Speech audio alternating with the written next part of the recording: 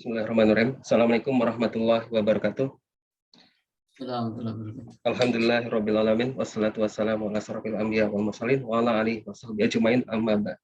Segala puji bagi Allah Tuhan semesta alam. Semoga salawat dan keselamatan tercurahkan selalu pada Nabi dan Rasul termulia kita Muhammad sallallahu alaihi wasallam beserta keluarganya dan para sahabatnya dan juga kita para pengikutnya sampai akhir zaman.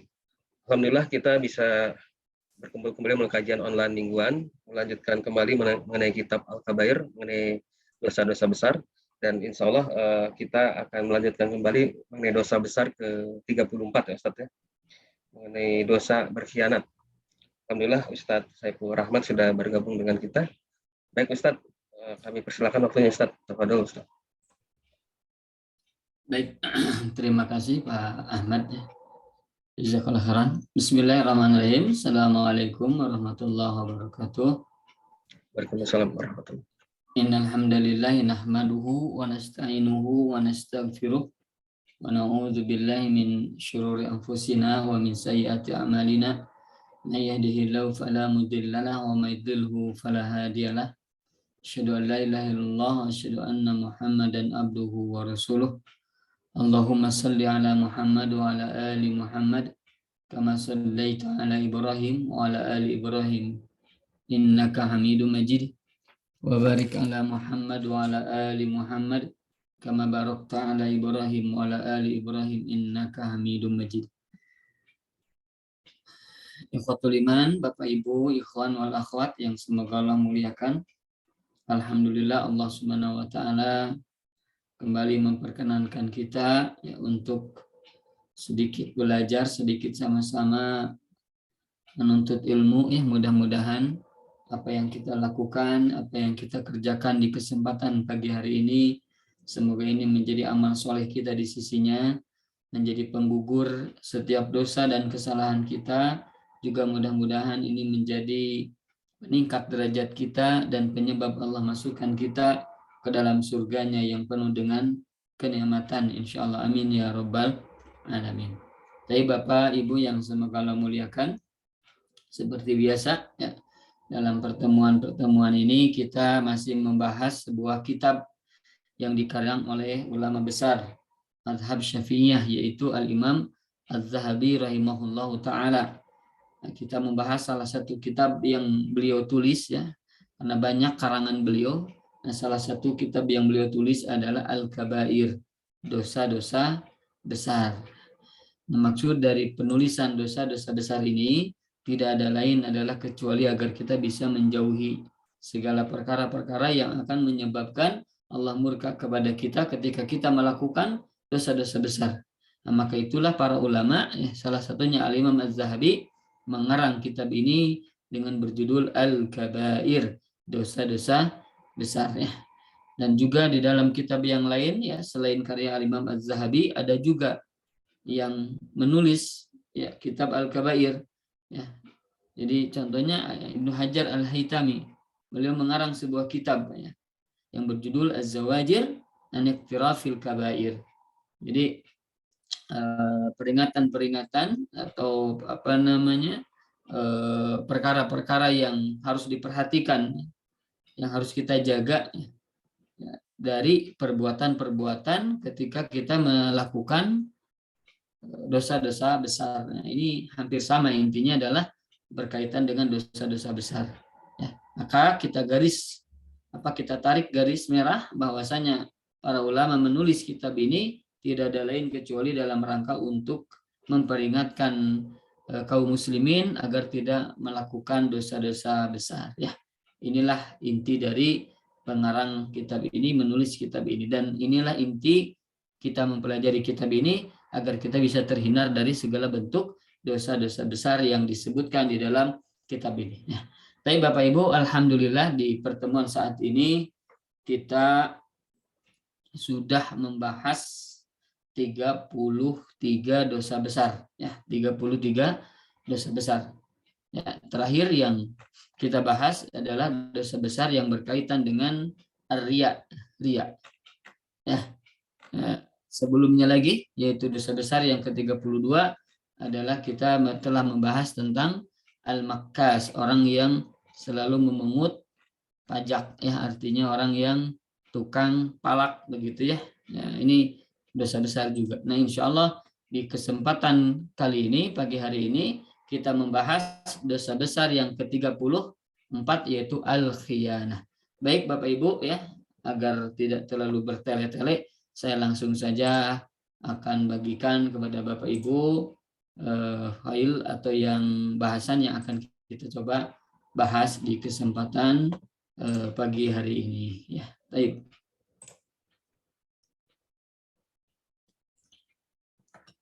Baik, mungkin Pak Ahmad terlihat Pak ya? Kelihatan Ustaz. Baik. Bapak Ibu, ini al-kabirah adalah dosa besar.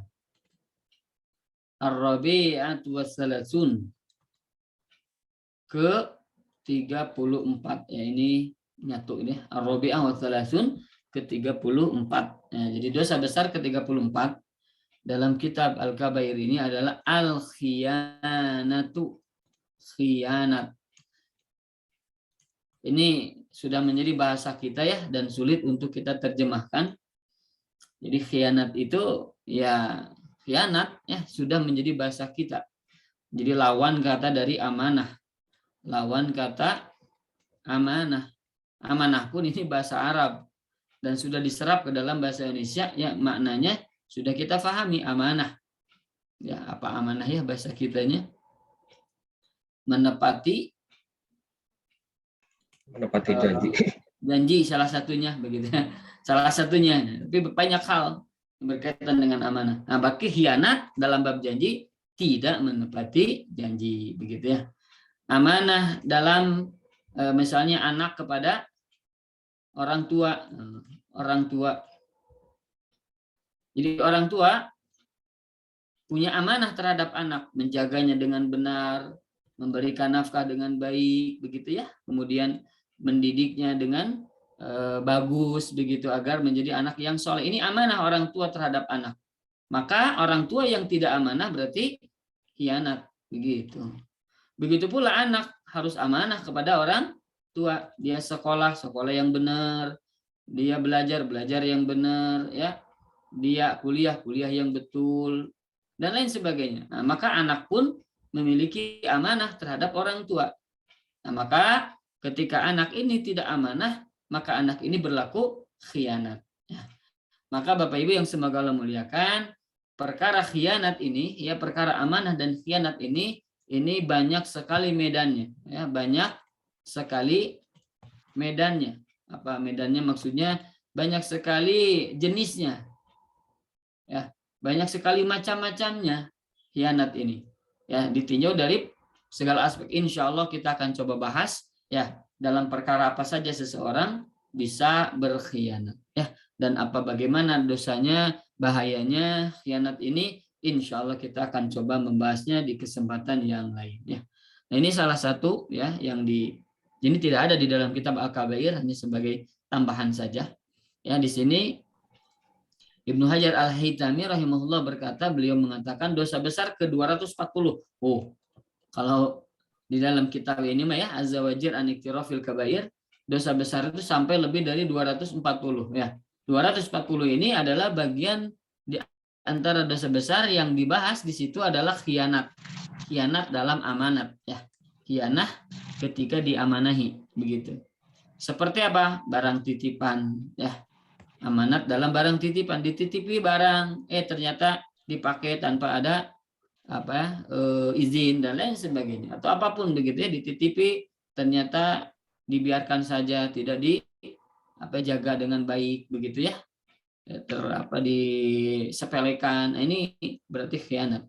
Kemudian barang yang digadaikan ya, kemudian menggadaikan kepada kita, ternyata barang tersebut kita pakai begitu, ini berarti khianat. Tidak boleh. Kemudian barang yang disewakan kepada kita, ternyata kita tidak merawatnya dengan baik, maka itu pun bagian dari khianat dan yang lainnya. Ini di dalam kitab Az-Zawajir an Iktirafil Kabair ya. Baik. Nanti kita bahas apa itu khianat ya, apa itu khianat. Pengertian khianat insyaallah kita akan coba bahas di bagian yang ini ya insyaallah. Nah, Bapak Ibu, inilah pengertian khianat.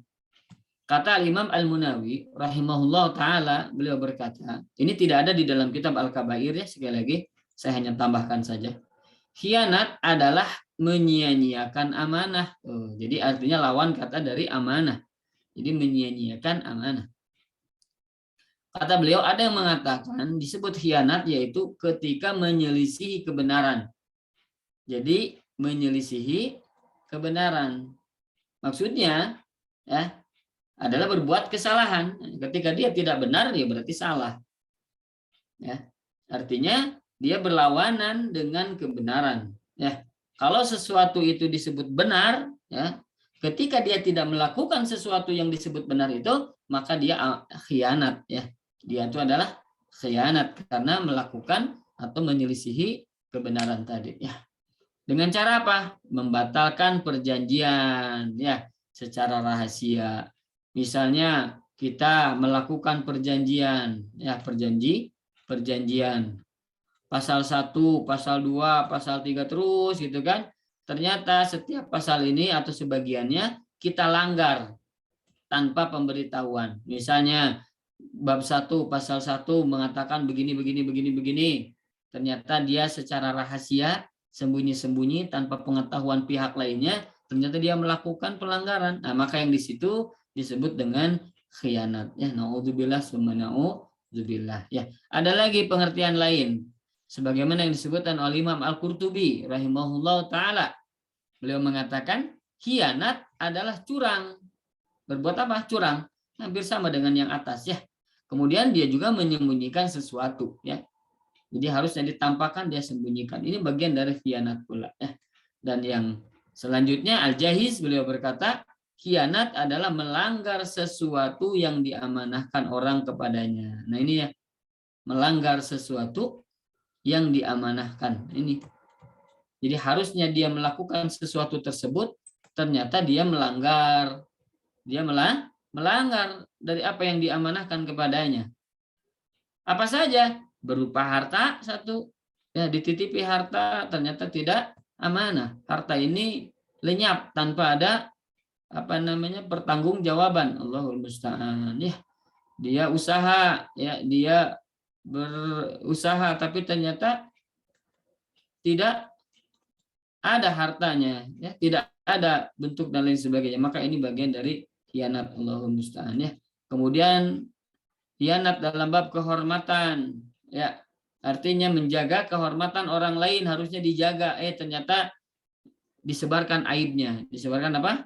Aibnya, keburukannya disebut-sebutkan begitu. Bukan untuk mencari solusi, bukan untuk mencari solusi, pemecahan masalah. Misalnya ada orang ada teman kita, ada 3 orang, ada teman si A, si B dan si C. A, B ini membicarakan si C, ya, perbuatan buruk si C yang suka menipu dan lain sebagainya misalnya. Si A, B ini berdiskusi dalam rangka apa? Dalam rangka untuk menutupi dalam rangka untuk menghentikan bagaimana agar dia tidak selalu nipu. Nah, dia berjuang nih, 2 orang ini berdiskusi. Nah, ini tidak masalah walaupun ada aib di situ. Akan tetapi kalau hanya untuk mengobrol keburukan, dia tuh begini ya, begitu ya dan sebagainya, hanya untuk dibicarakan, hanya untuk disebut-sebut namanya tanpa ada solusi apa yang harus dilakukan. Nah, maka ini dia menyebarkan aib, dia sudah gibah. Maka orang yang seperti ini adalah orang yang khianat dalam bab kehormatan, ya. Kemuliaannya sama, hampir sama, ya. Kemudian dia mengambil milik orang lain yang dititipkan, ya. Yang dititipkan barang diambil, habis gitu kan. Dititipkan barang, motornya tidak ada, ya. Allah musta'an. Nah, ini orang-orang yang khianat. Kemudian mengingkari orang yang menitipkannya, gitu. Artinya dia merasa saya tidak dititipi sesuatu. Nah, maka orang yang demikian itu adalah khianat. Termasuk khianat juga tidak menyebarkan berita yang dianjurkan untuk disebarkan. Ini silakan sebarkan misalnya. Ternyata dia tidak sebarkan. Dan dia setuju, ya saya akan sebarkan. Nah, maka ini dia tidak disebarkan. Nah, ini pun adalah khianat. Ya. Jadi hati-hati ya. Jadi ketika kita minta, ini tolong ya sebarkan ya ke yang lain. Iya, ternyata tidak disebarkan. Ya. Jadi dia mengatakan iya gitu. Kalau tidak dikatakan iya sih nggak masalah ya. Tolong ya sebarkan ini ya. Aduh, kurang tahu ya, kita lihat saja nanti. Itu mah nggak ada dosa. Tapi ketika tolong sebar, iya. Nah, berarti ketika dia iya, dia sudah berjanji ya akan sebarkan. Ketika itu ya harus sebarkan. Kalau tidak berarti dia khianat ya dalam bab ini. Demikian. Kemudian juga merubah surat-surat, tulisan-tulisan jika dia mengurusinya. Seperti tadi, pasal 1, pasal 2 ini harusnya begini dirubah gitu ya tulisannya. Ini tidak diperbolehkan, berarti ini khianat ya. Kemudian merubah juga maksud-maksudnya. Ini di dalam kitab Tahdzibul Akhlaq. Jadi Bapak Ibu yang semoga Allah muliakan, inilah kurang lebih pengertian khianat. Jadi banyak macamnya Bapak Ibu ya. Banyak apa? Macamnya. Nanti kita akan bahas ya lebih dalam di terakhir nanti insya Allah ya. Yang jelas Bapak Ibu bahwasanya ya khianat ini bertingkat-tingkat ya. Ada khianat yang paling besar dosanya, ada khianat yang ya tidak terlalu tanda kutip ya. Jadi tergantung dari dosanya yang dia lakukan itu apakah besar atau tidak. Seperti tadi, tolong sebarkan ya. Iya. Ternyata dia tidak sebarkan. Itu tentu berbeda dengan apa? Dengan orang yang berkhianat dititipi harta kemudian hartanya hilang. Berarti itu tidak sama begitu ya. Kemudian juga khianat terhadap apa misalnya? Khianat terhadap ilmu. Nah, itu beda lagi dosanya. Jadi bertingkat-tingkat dosanya. Inilah Bapak Ibu yang semoga Allah muliakan, khianat itu banyak macamnya dan khianat itu bertingkat-tingkat dosanya di sisi Allah Subhanahu wa taala ya. Tapi Bapak Ibu, ini dalil bahwasanya khianat itu terlarang. Dalil terlarangnya khianat ya. Surah Al-Anfal ayat 27. Allah Subhanahu wa taala berfirman, A'udzubillahi minasyaitonirrajim. Ya ayyuhalladzina amanu, hai orang-orang yang beriman, la takhunullaha war rasul. Janganlah kalian khianati Allah dan Rasul. Nah, jangan khianati Allah dan Rasul, yaitu Rasul Muhammad sallallahu alaihi wasallam. Maksudnya jangan khianati Allah dan Rasulnya adalah jangan sampai kita berkhianat kepada Allah. Berkhianat kepada Allah ya. Berkhianat kepada Allah itu adalah tidak mentaatinya. Tidak mentaatinya gitu. Tidak beribadah kepadanya. Tidak melakukan perintahnya. Tidak menjauhi larangannya. Ini khianat kepada Allah. Khianat kepada Rasul pun sama, hampir sama. Allah dan Rasulnya digandengkan ya. Tidak mentaati Rasul, tidak perintah Rasul tidak diamalkan, larangan Rasul malah dilakukan. Berarti dia khianat. Maka di sini Allah Subhanahu wa taala memerintahkan kita la takhunullaha war rasul. Ingat kalian jangan sampai berkhianat kepada Allah dan khianat kepada Rasulnya. Wa takhunu amanatikum, dan janganlah kalian berkhianat terhadap perkara yang dipercayakan kepada kalian. Jadi jangan kita berkhianat kepada perkara yang kita dipercayai untuk dijaga, untuk menjaganya.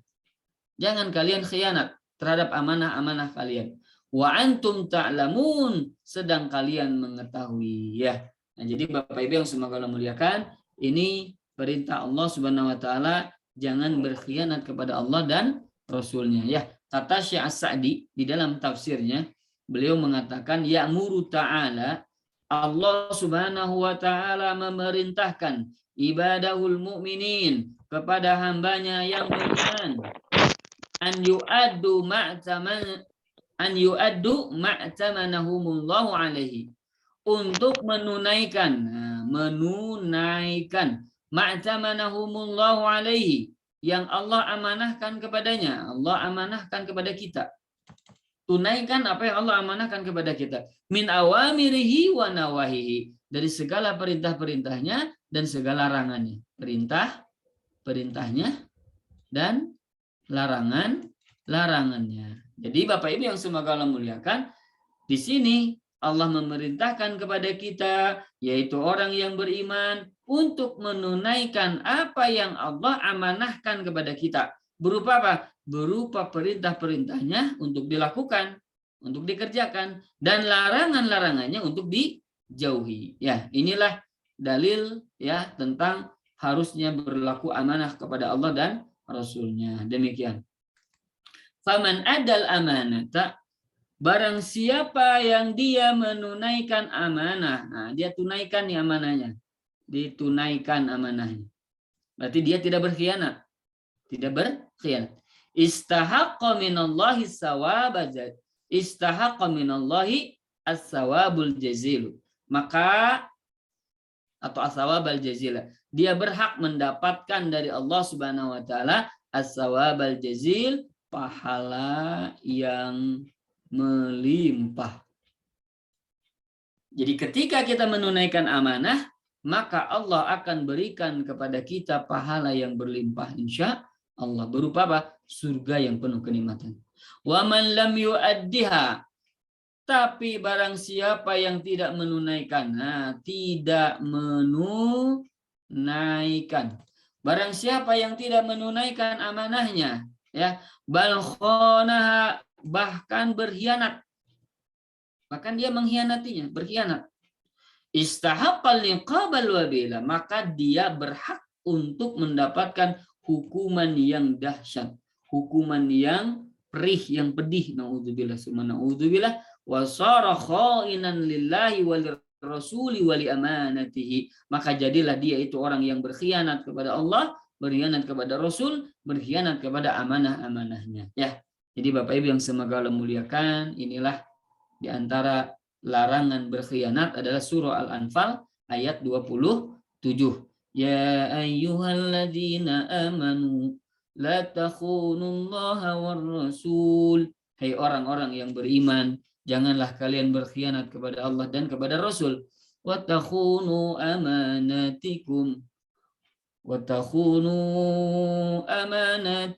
wa antum ta'lamun. Dan janganlah kalian berkhianat kepada amanah-amanah yang dititipkan kepada kalian, amanah itu, ya, wa antum ta'lamun, sedangkan kalian mengetahuinya. Ya, Bapak Ibu yang semoga Allah muliakan, inilah ya dalil tentang larangnya khianat, ya, juga dalam surah Yusuf ayat 52.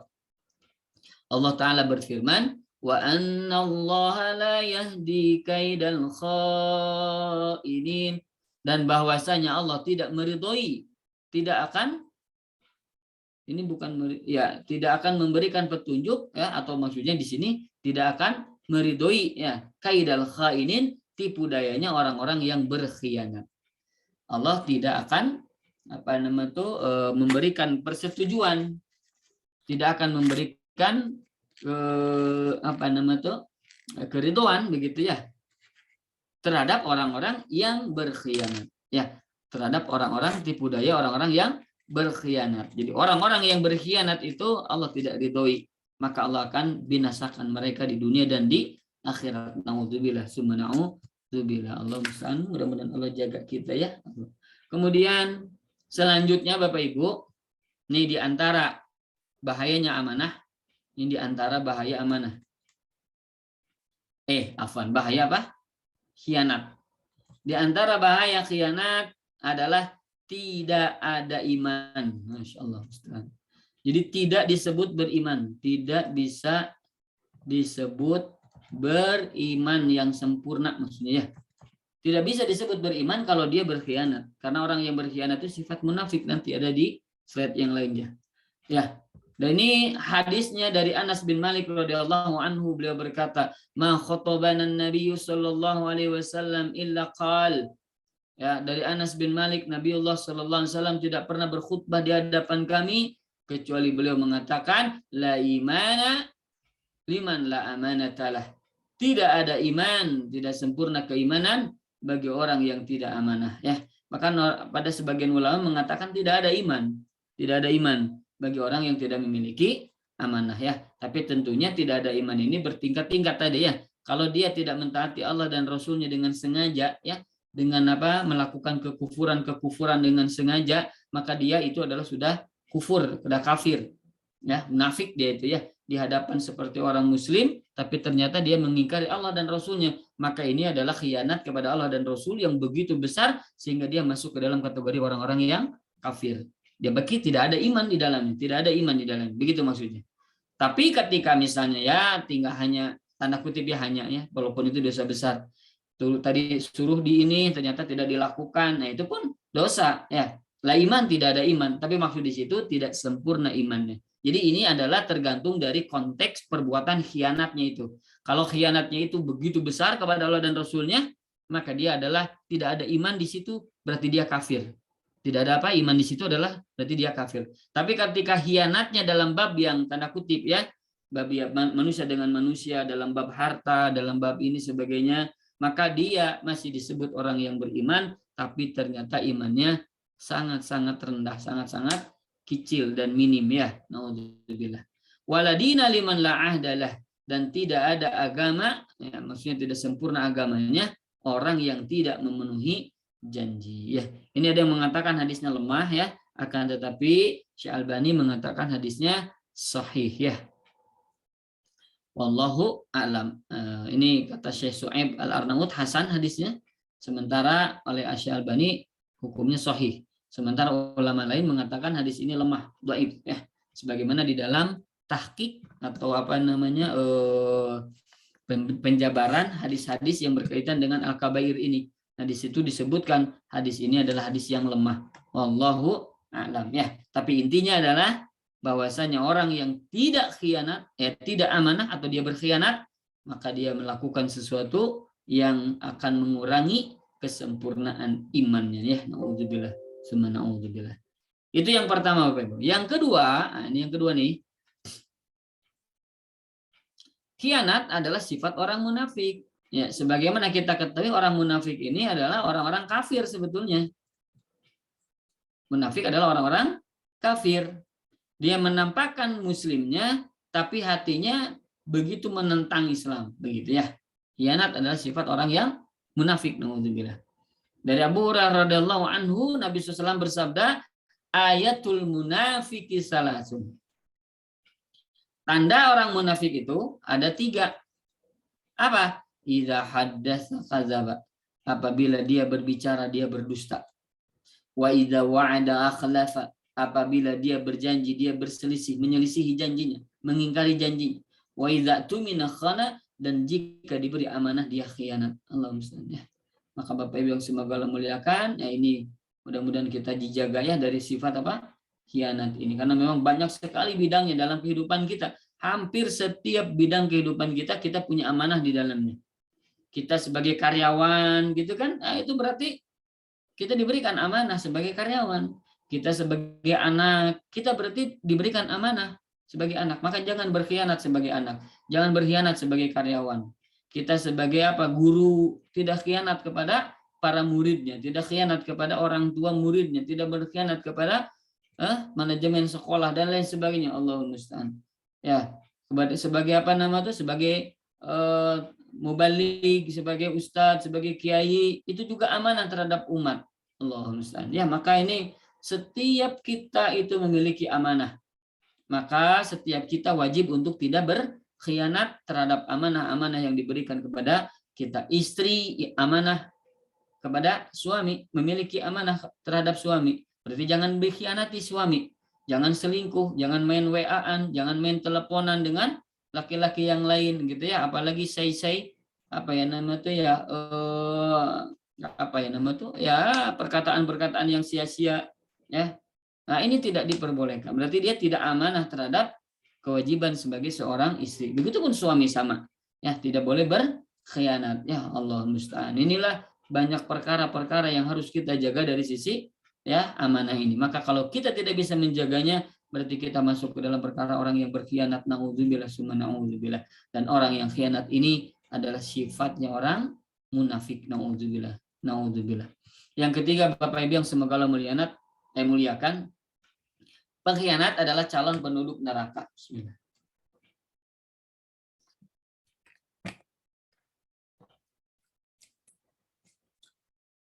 Pengkhianat itu pasti ya akan memasuki neraka. Maksudnya itu calon penduduk neraka. Mudah-mudahan Allah ampuni begitu ya.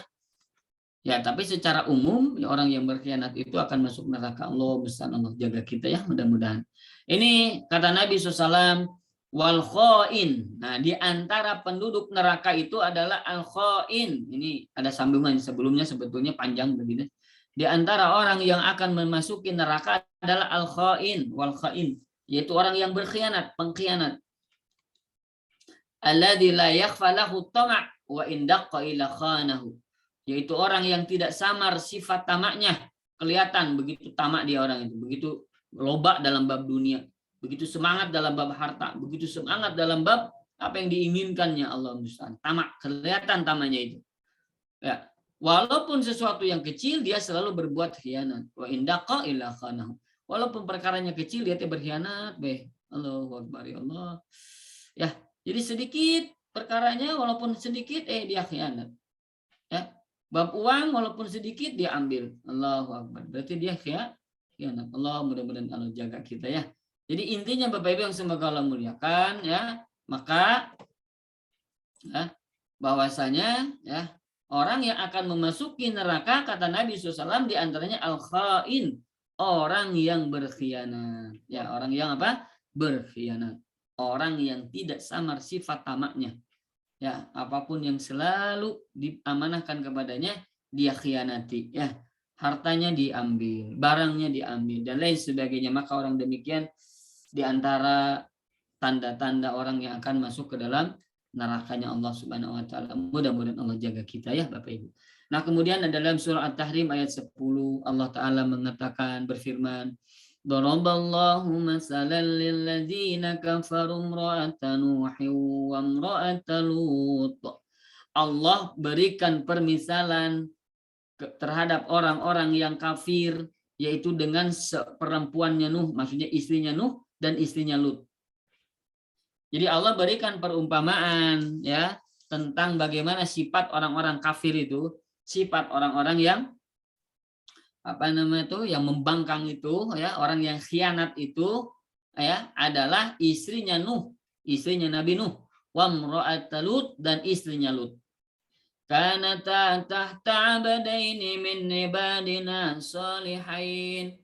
Padahal keduanya itu ya siapa? Yaitu istrinya Fir'aun, istrinya Nuh dan istrinya Lut.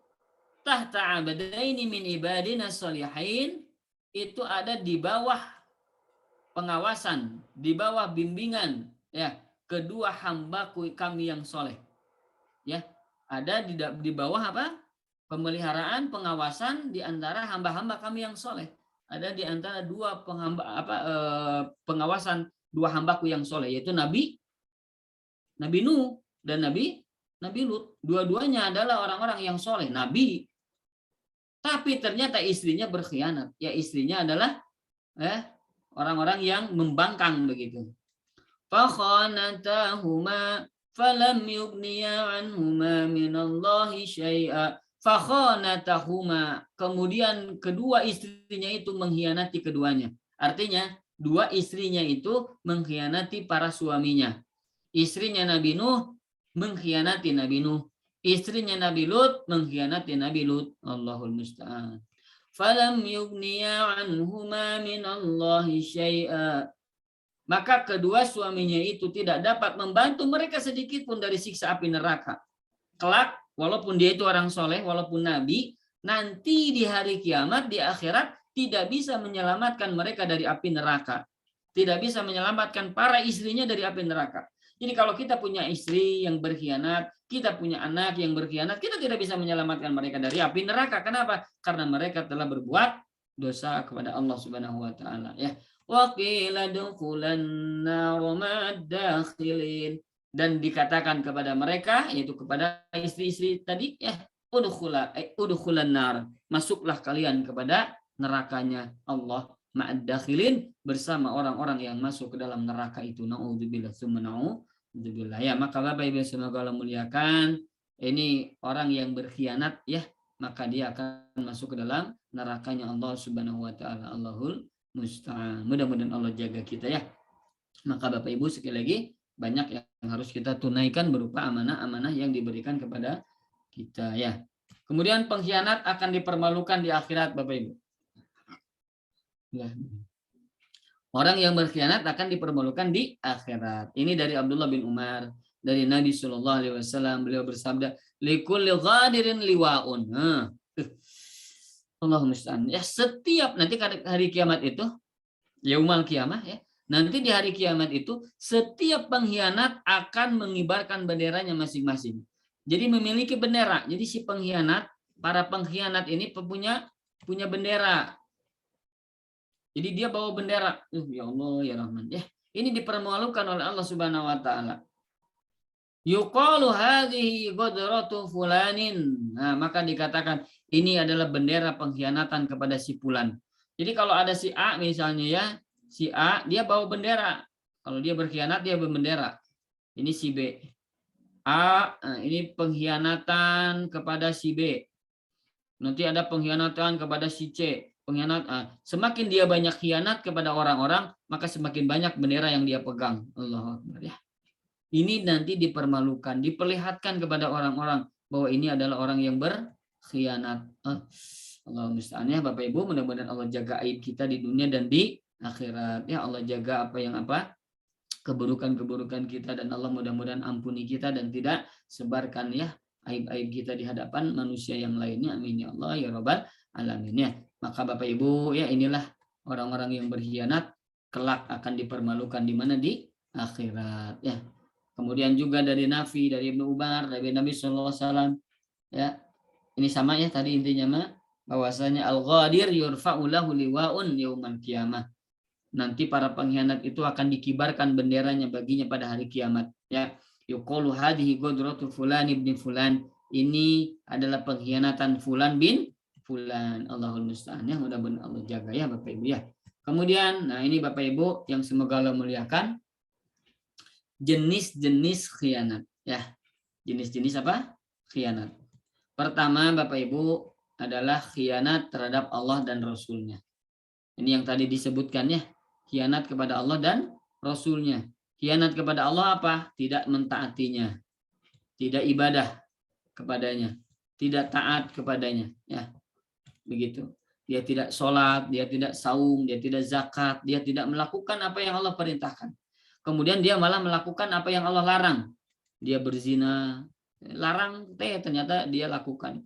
Dia korupsi, dilarang ternyata dilakukan. Dia suap menyuap, dilarang dia lakukan. Kenapa ya? Karena ingin dunia. Ingin apa? Mendapatkan harta.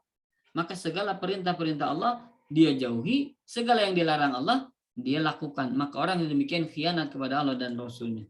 Nah, kalau khianat kepada Allah dan Rasulnya ini dalam rangka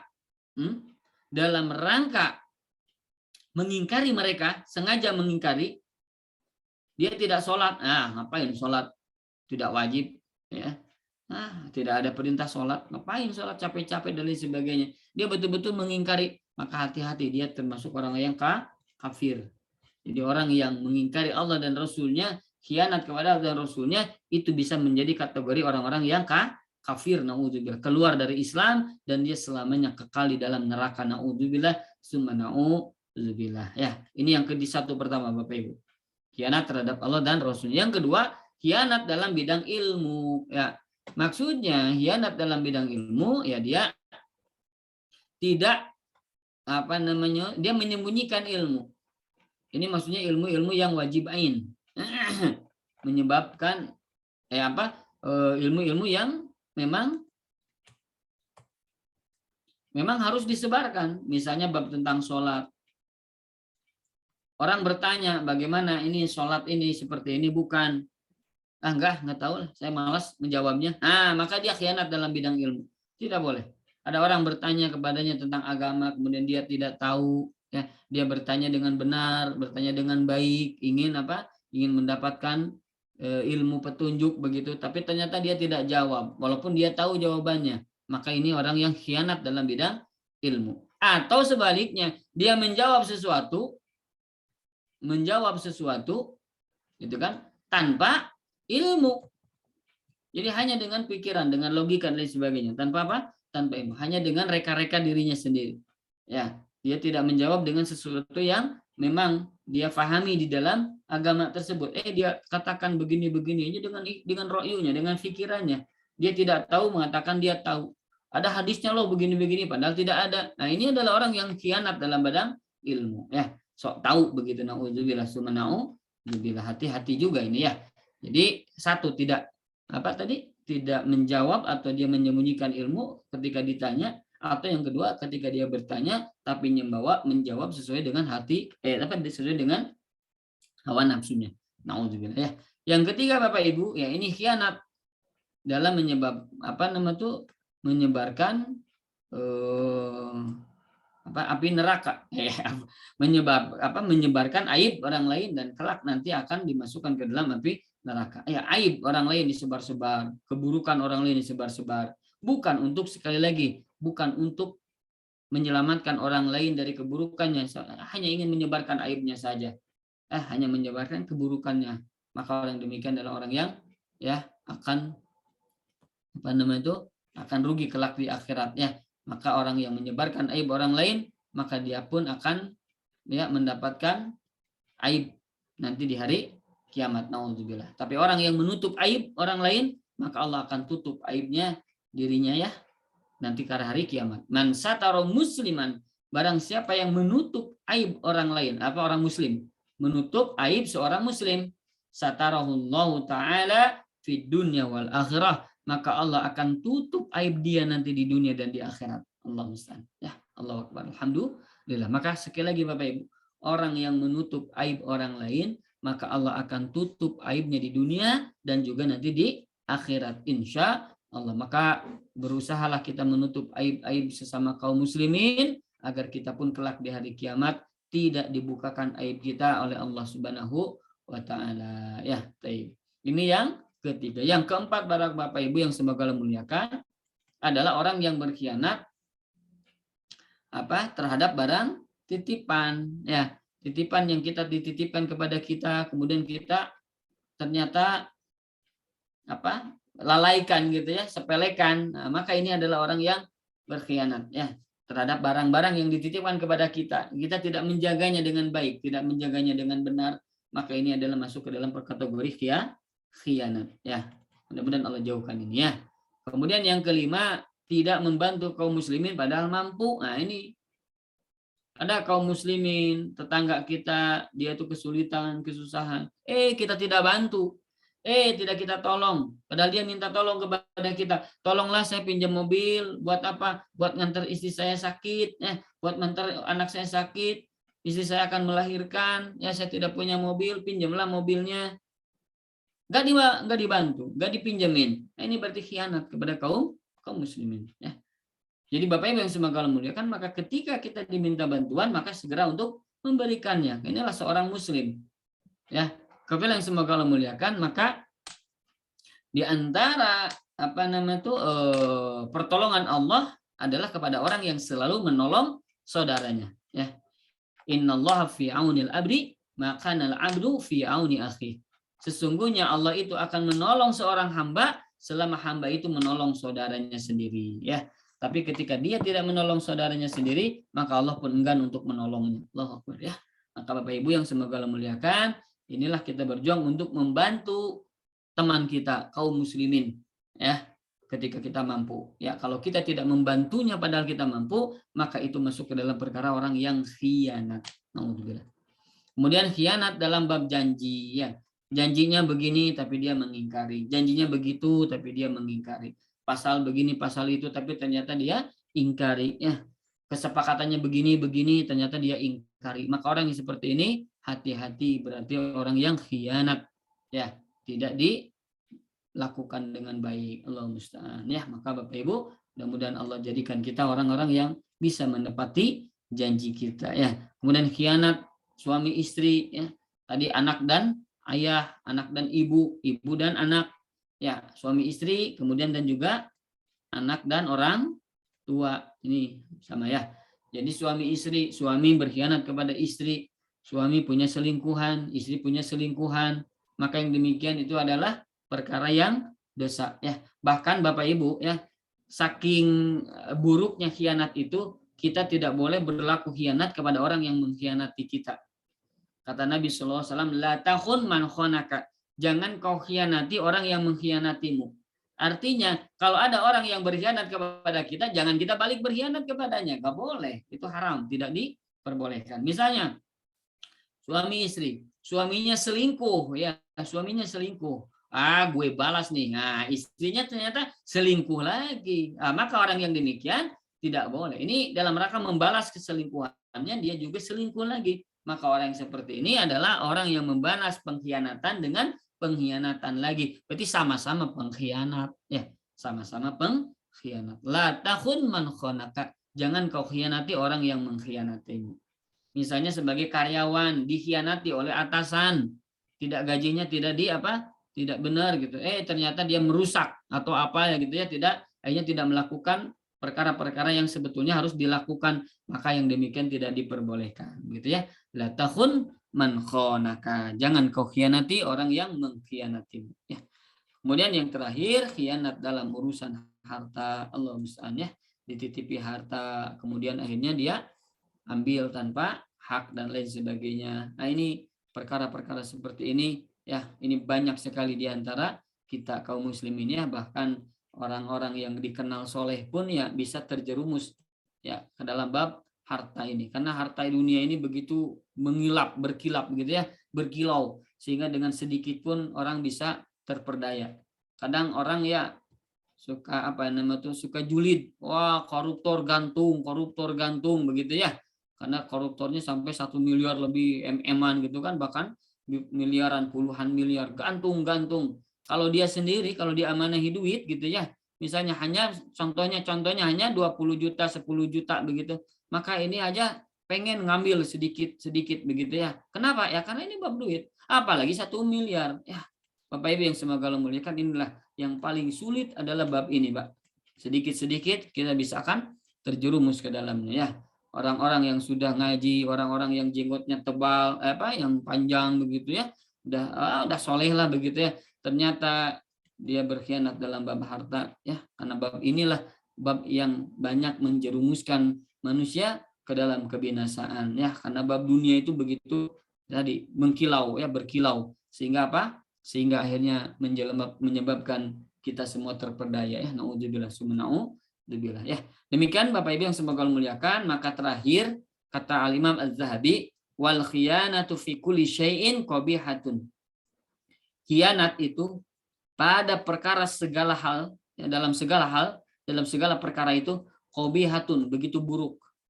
Jadi khianat itu apapun bentuknya sama dengan adalah buruk, keburukan. Wa ba'duha syarrun min ba'din. Nah, tapi sebagian lebih buruk dari sebagiannya yang lain. Jadi maksudnya setiap khianat itu buruk Bapak Ibu. Tapi sebagiannya ada di atas sebagian yang lain. Keburukannya di atas keburukan yang lainnya. Nah, khianat satu berbeda dengan khianat yang dua. Khianat yang tiga berbeda dengan khianat yang empat. Kenapa? Ya tadi tadarruj, bertingkat-tingkat ya. Jadi setahap demi setahap terus naik gitu ya perkhianatan. Walaysa man khanaka fi filsin kaman khanaka fi ahlika. Maka tidaklah sama orang yang mengkhianatimu dalam bab uang sama dengan orang yang mengkhianatimu dalam bidang rumah tangga ya, keluarga. Jadi orang yang berkhianat kepada kita, dia nipu kita 10 juta, beda kasusnya dengan orang yang berkhianat berselingkuh dengan istri kita. Naudzubillah. Ya, beda ini. Jadi selingkuh berbeda dengan dosanya dengan khianat dalam bab harta, dalam bab uang, tentu berbeda. Walaupun seluruhnya buruk, begitu kata Imam Az-Zahabi. Jadi setiap pengkhianatan itu buruk. Tapi ya, nah ini masing-masing memiliki memiliki derajatnya masing-masing. Jadi di atas satu yang lainnya itu akan berbeda-beda gitu ya. Maka orang yang berkhianat dalam bab harta tidak sama dengan orang yang berkhianat dalam bab keluarga. Wa malika, demikian juga dengan ya dalam bab harta-hartanya yang lain, mobil dan sebagainya, ya motor, kendaraan dan lain sebagainya. Wartaqabal adzaima, dan ketika dia bermaksiat atau melakukan kezaliman yang besar, melakukan perbuatan dosa yang besar, tentu beda pengkhianatannya ya. Maka Bapak Ibu yang semoga Allah muliakan, inilah ya yang bisa dibahas ya dalam pertemuan kali ini, bab tentang khianat ya. Semoga Allah Subhanahu wa taala menjaga kita dari perbuatan ini dan Allah Ta'ala mudahkan kita untuk bisa menjauhi segala perbuatan khianat ini. Ya amin ya rabbal alamin. Demikian Bapak Ibu ya yang bisa disampaikan, benar dari Allah Ta'ala, salah dari saya dan dari syaitan semoga Allah ampuni. Saya kembalikan ke Pak Ahmad untuk memandu yang selanjutnya. Syukran Pak Ahmad, tafadhol, barakallahu fikum ya, fajazakumullahu khairan. Enggak Pak Ahmad. Ustaz, jazakallah. Ustaz, baik, mungkin kita kasih kesempatan pada Bapak Ibu yang ingin bertanya. Silakan Bapak Ibu.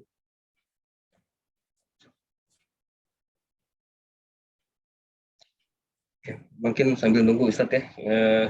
Tadi kan mungkin ada dibahas masalah tentang macam-macam khianat ya Ustaz ya. Nah, terus bagaimana jika ada suatu perjanjian yang sudah kita sepakati, tapi setelah berjalannya waktu baru kita sadari bahwa perjanjian itu secara syariat mungkin sebenarnya salah misalnya, atau dosa misalnya, atau perjanjian hutang piutang misalnya, di mana hutang piutang itu ternyata mengandung riba. Nah, ternyata baru kita sadari setelah setelah lama kita ini. Apakah itu termasuk berkhianat juga ketika kita misalnya membatalkan? Ya, barakallahu fiik. Pertama, Bapak Ibu yang semoga Allah muliakan ya, nanti ada namanya al-udhru bil jahli. Uzur karena ketidaktahuan. Ada uzur karena apa? Ketidaktahuan. Misalnya Pak Ahmad itu belajar. Pak Ahmad itu misalnya sudah berilmu, maksudnya suka tolabul ilmi, suka belajar gitu. Ternyata beliau belum sempat atau Bapak belum sempat belajar tentang bab riba, misalnya begitu ya. Ternyata ketika bertransaksi atau ketika melakukan perjanjian, ternyata di situ ada riba, begitu ya misalnya contohnya. Nah, bagaimana itu? Pertama, ya mudah-mudahan Allah maafkan. Kenapa? Karena ketidaktahuan. Ya, karena apa? Ketidaktahuan. Dan dia belajar. Ya, kita belajar. Pak Ahmad kan tadi belajar. Tapi beda kalau dia tidak belajar, ya, dia tidak mau belajar. Ya, dia tidak mau mempelajari, dia tidak ingin gitu kan, tolabul ilmi. Maka ketika orang tidak tolabul ilmi, ya, kemudian dia melakukan dosa tadi, ya, maka dia dosanya jadi double. Dia tidak mau belajar, yang kedua karena melakukan kesalahan itu karena ketidaktahuan itu. Jadi tidak belajarnya itu kenapa? Ya karena memang sengaja tidak mau belajar. Maka ketika dia melakukan dosa, dia itu akhirnya apa? Mendapatkan dosa lagi dari perbuatannya itu. Contoh misalnya, dia tidak sholat. Saya tidak tahu tuh wajib teh sholat teh wajib. Terus kamu ngaji nggak ke masjid? Ngaji nggak belajar? Ada yang ngajak nggak? Ada. Ngaji nggak ikutan. Nah, berarti dia dosa itu teh gitu. Jadi ketika dia melakukan dosa, ya, kemudian dosanya itu dia tidak ketahui karena kebodohannya, kemudian karena dia bodoh itu karena dia tidak mau belajar, maka orang yang seperti ini tidak dimaafkan karena kesalahannya itu. Jadi terhadap kesalahan itu tidak dimaafkan. Tapi kalau kita belajar, kita terus thalabul ilmi, kita bertanya, kemudian kita melakukan sesuatu, kita nggak tahu, nggak paham ini bahwa ini dosa. Aduh, astagfirullahaladzim, saya melakukan dosa. Nah, saya tidak tahu. Padahal kita belajar. Insya Allah mudah-mudahan diampuni. Mudah-mudahan insya Allah. Itu yang pertama, Pak ya. Insya Allah. Yang kedua, sebetulnya meremet tadi. Nah, gimana kalau sudah dilakukan begitu? Kalau misalnya ternyata kita masih ada dalam tahap perjanjian dengan orang tersebut, ya, maka segera kembalikan kelebihannya itu. Hutang piutang, misalnya perjanjikan lebih dari yang dipinjamkan, 10 juta dipinjamkan berapa misalnya 12 juta bayarnya, 2 jutanya kan lebih tuh. Nah, kalau kita masih masih dalam tahap perjanjian dengan dia, segera kembalikan lebihnya itu. Segera apa? Kembalikan. Hindari perbuatan riba kalau pinjam meminjam. Kalau investasi mah jangan masalah, ya. Itu yang keberapa? Yang kedua. Nah, kalau misalkan jauh kita nggak paham gitu ya, kita sudah sudah nggak ada orangnya, udah lama ini berlalu, kemudian ini sudah kita ambil, nah kita masih ingat berapa duitnya, 1 juta misalnya lebihnya dari orang itu, segera 1 juta itu berikan kepada orang lain, orang lain, baik kemana silahkan berikan itu ya, agar kita terhindar dari memakan perkara yang haram ya. Demikian mungkin ya Pak Ahmad. Jadi intinya kalau memungkinkan ada orangnya dikembalikan ke orangnya, ataupun kalau tidak berikan kepada orang lain, insya Allah tidak tidak bermasalah ya insya Ya, Allah, walaupun ada ya. khilaf di antara para Cuma Ustaz terkait ini Ustaz, khianatnya tadi terhadap perjanjiannya yang dia sudah tanda tangani, maksudnya khianat terhadap perjanjian-perjanjian yang dia pahami bahwa ternyata perjanjian itu sebenarnya salah gitu. Nah, Itu kalau dia tahu gitu ya, maksudnya kalau misalnya orang ini tahu bahwa ini teh salah, tapi dia lakukan, berarti khianat dia. Jadi khianat bisa jadi kepada Allah gitu ya, karena dia melanggar perintah Allah. Harusnya ini tidak boleh begini, tapi nggak apa-apa lah. Saya tuh pengen tanda begitu, tangan. adalah. Nah, gitu. Nah, maka ini pun tidak diperboleh. Ini masuk ke dalam khianat kepada Allah, karena dia tidak mentaati perintah Allah Subhanahu Wa Taala. Ya, itu mungkin Pak ya. Allah. Baik, Ustaz. Saya coba bacakan ada pertanyaan dari chat ya Ustaz. Bismillah, izin bertanya di luar topik. Di antara dosa-dosa besar yang sudah dibahas, dosa-dosa besar mana saja yang itu merupakan hak Allah saja? Pertanyaan kedua, jika seseorang mengatakan bahwa dia akan melanggar perjanjian, tapi memberitahu dulu sebelumnya, apakah itu juga disebut khianat, meski yang diberitahu tidak setuju? Jazakumullah khair. Baik, Bapak Ibu yang semoga Allah muliakan ya. Di antara dosa-dosa yang apa namanya tuh sudah dipelajari ya, apa saja dosa-dosanya ya. Pertama adalah dosa apa? Syirik. Nah, syirik ini hak Allah Ta'ala, tidak ada kaitannya dengan manusia, hak Allah Subhanahu Wa Ta'ala ya. Kemudian yang kedua, qatlun nafs, membunuh jiwa. Membunuh jiwa ini adalah hak manusia. Nah, maka ini bukan hak Allah Subhanahu Wa Ta'ala. Yang ketiga adalah hak sihir. Dosa apa? Sihir. Nah, sihir itu adalah hak Allah Subhanahu Wa Ta'ala ya.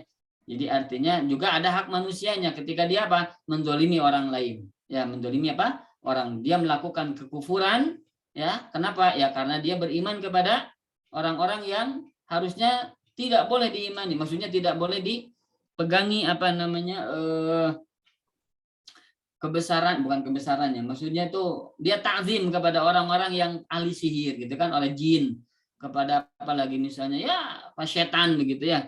Nah, ini kan dia melakukan berbagai macam dosa kepada Allah Subhanahu Wa Ta'ala.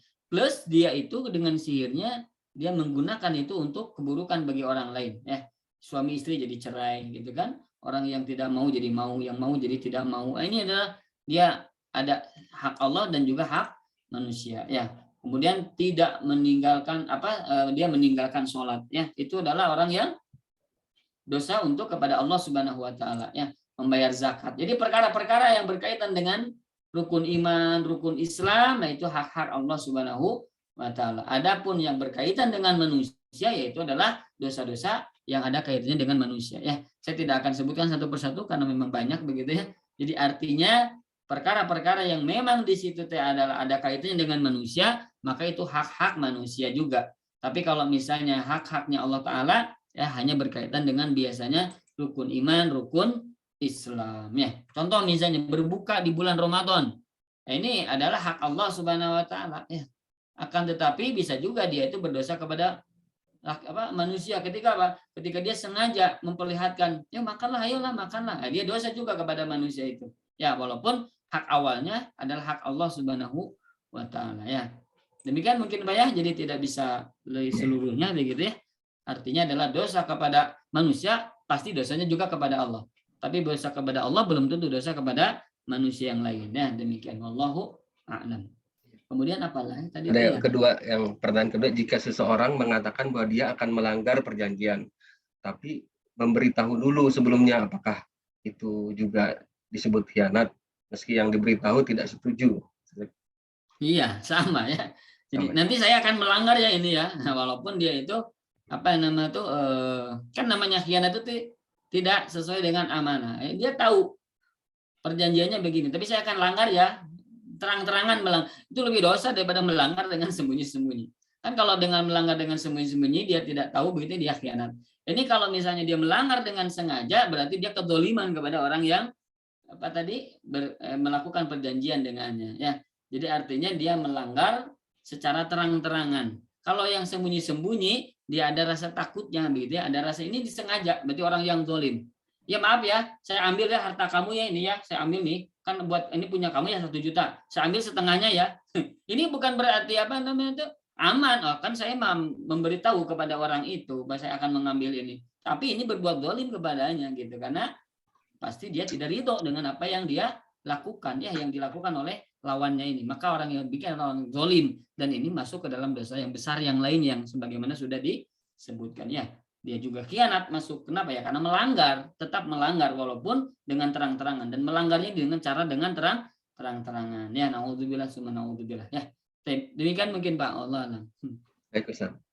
Baik Bapak Ibu, kalau ada pertanyaan lagi silakan.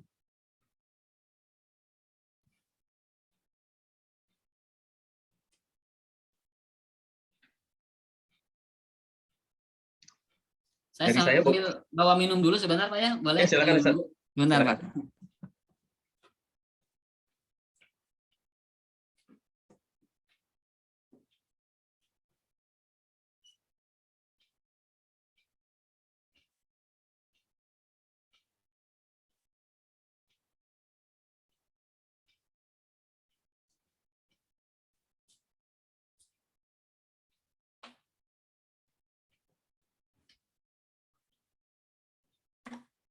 Mohon maaf Pak. Ustaz, mungkin sambil nunggu dari yang lain Ustaz. Boleh dari saya Ustaz ya.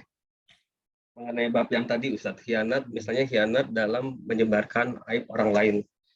Misalnya si orang tadi memang sudah janji tidak akan menyebarkan bahwa kawannya itu melakukan korupsi misalnya.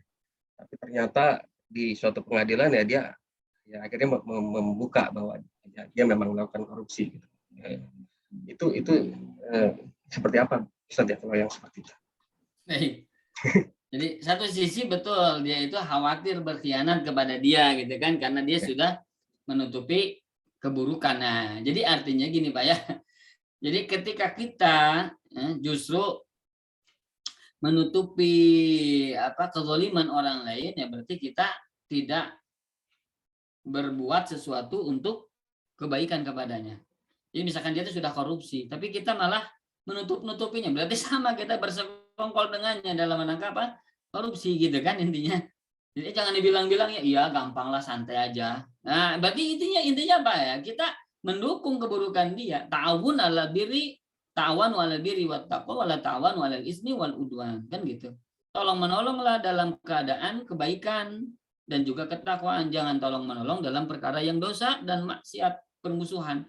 Nah, jadi ketika kita tolong menolong dalam bab korupsi itu justru kita dosa. Tapi kalau misalnya saya mohon maaf saya berlepas diri, saya tidak akan ini ya. Tapi kalau ada orang yang bertanya ya saya jawab seadanya gitu. Itulah harus dilakukan justru. Itu gimana sih korupsi tidak? Iya yang saya tahu mah begini-begini. Tapi coba tanya aja kepada orangnya. Yang saya tahu begini-begini. Ya kita sampaikan sebenarnya. Justru jangan ditutup-tutupi, kalau itu mah bukan berarti menutup aib ya, demikian justru kalau kita tutup aibnya berarti kita dalam rangka apa tadi?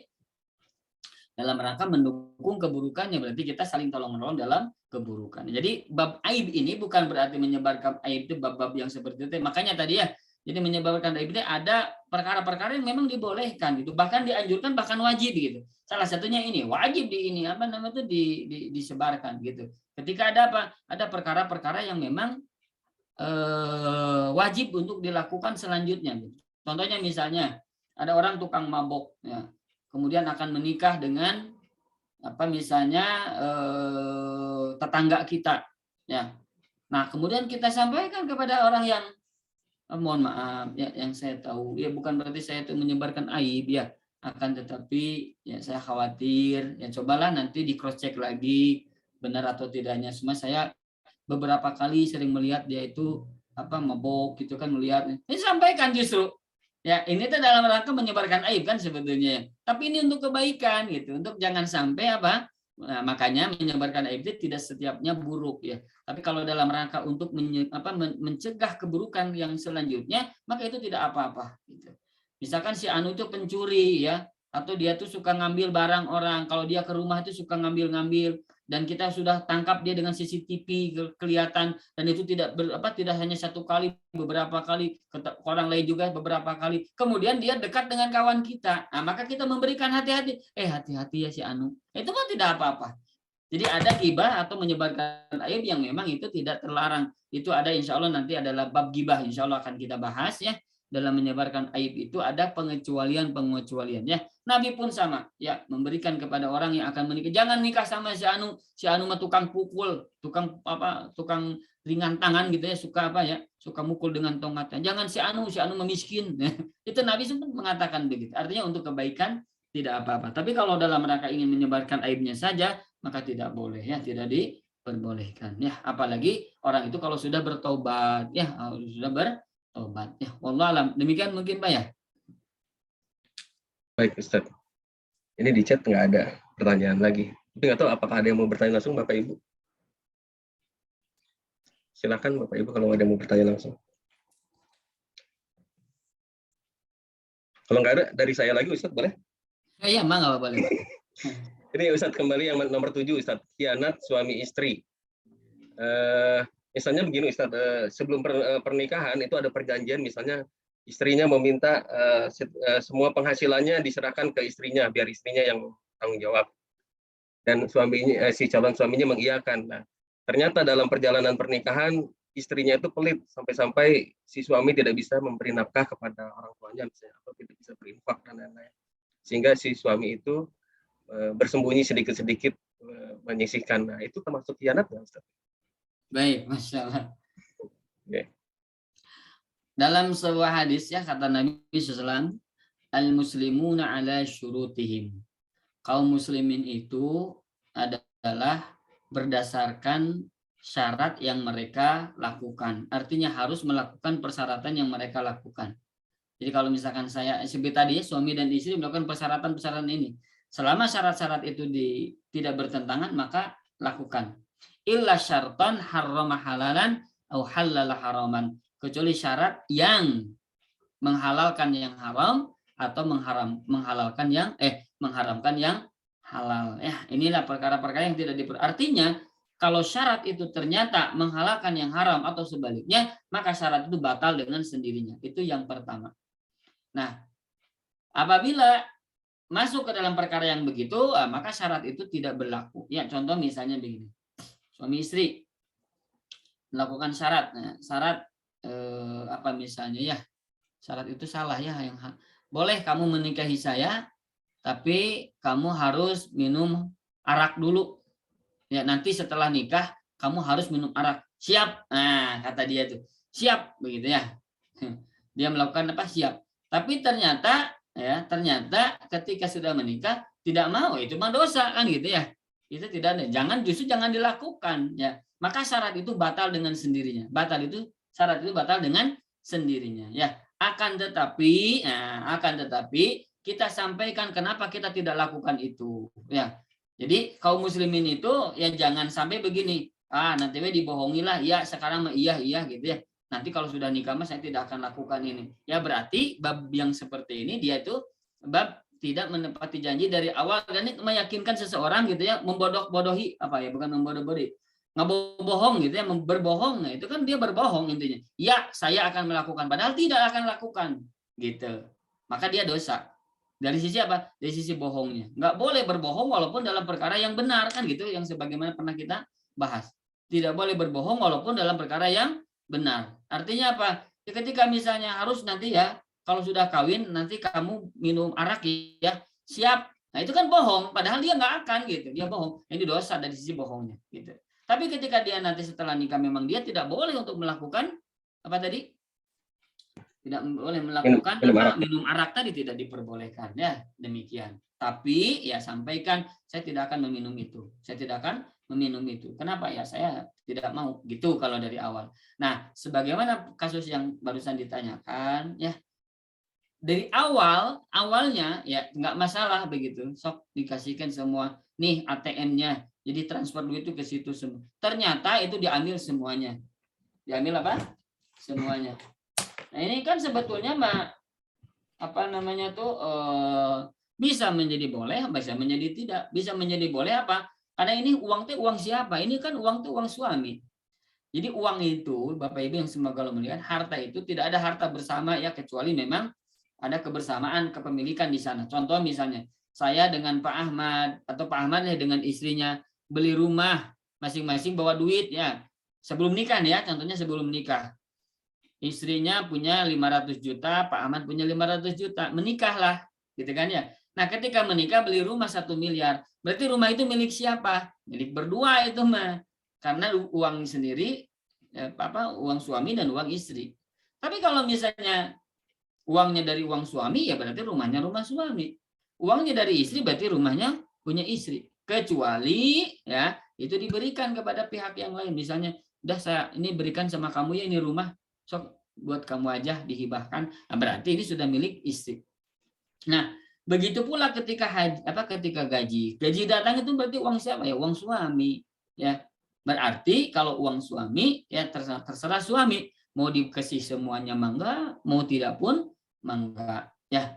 Artinya dari sisi tadi perjanjian, saya akan memberikan semua gaji kepada kamu, gitu kan? Dari sisi apa itu? Dari sisi janji saya akan memberikan. Tapi ternyata di dalam lapangan ya, di kenyataan ternyata istrinya seperti itu. Misalnya saya sampai tidak bisa sedekah, saya tidak dilarang sedekah, tidak mau bersedekah, kemudian apalagi ke orang lain, ini ke orang tua sendiri susah misalnya begitu, maka dibicarakan kepada istri ya, mah gini. Jadi itu didakwahi atau disampaikan dengan kebaikannya dan sebagainya, bahwa yang demikian itu tidak diperbolehkan ya. Saya sekarang dari gaji itu minta sekian persen saya ambil ya, mohon maaf.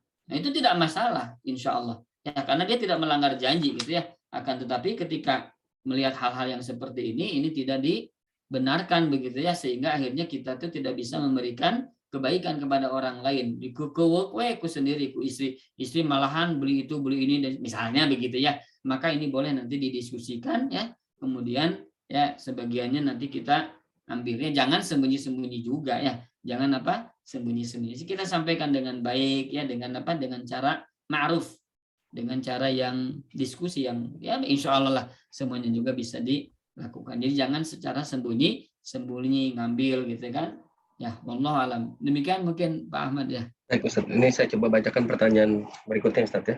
Bismillah, izin bertanya lagi Ustadz. Ada salah seorang teman, beliau sering berhutang dan tidak mengembalikan hutang karena hutangnya sudah terlalu besar.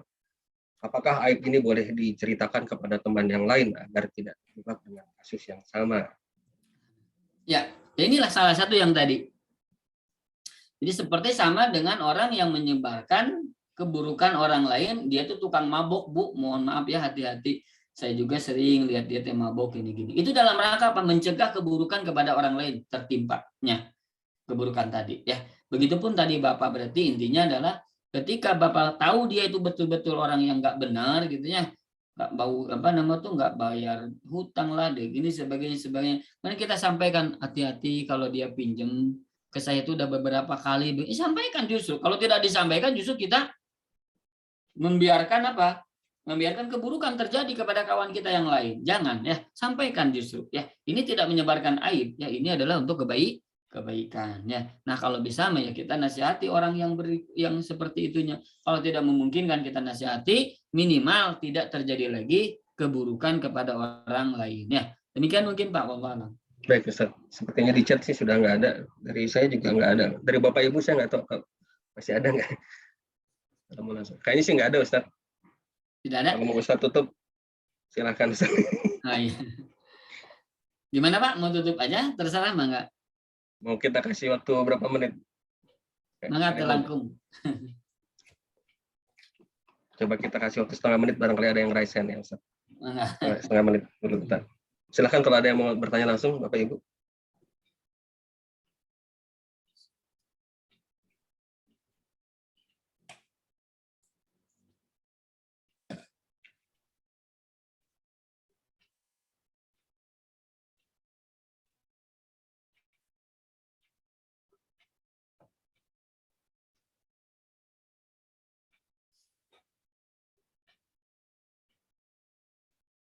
Kayaknya sih sudah tidak ada Ustaz. Baik Ustaz. Tidak ada. Baik, kalau tidak ada, alhamdulillah rabbil alamin. Bapak Ibu yang semoga Allah muliakan. Itu saja mungkin yang bisa disampaikan. Ya, perkara khianat ini perkara yang besar dan perkara yang perkara yang luas begitu ya dalam kehidupan kita sehari-hari, karena memang kita ini banyak amanah Bapak Ibu ya, kita banyak amanah sebagai orang tua, amanah sebagai anak, amanah sebagai pegawai, amanah sebagai atasan, bawahan, ya, amanah orang yang dititipkan harta kepada kita, amanah, seluruh amanah banyak.